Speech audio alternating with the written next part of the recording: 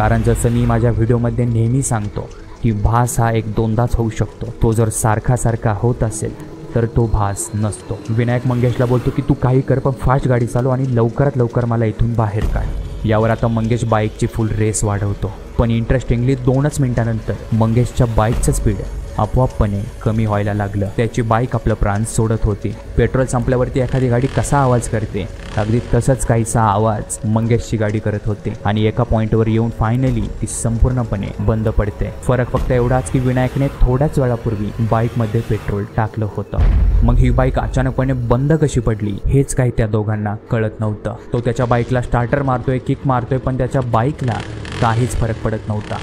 ती काही चालू होण्याचं नाव घेतच नव्हती आणि त्या रस्त्याने सुद्धा त्यांना येणारं जाणारं कोणीच दिसत नव्हतं। दिसत होता फक्त तो चहूबाजूने पसरलेला ऊस आणि ती दाट झाडी। विनायकला आता कसं तरीच होत होतं। तो मंगेशला बोलतो की यार मला इथे अजिबात बरं वाटत नाहीये, मला सारखं असं वाटतं की त्या झाडीमधून मला कोणतरी एकटक बघत आहे।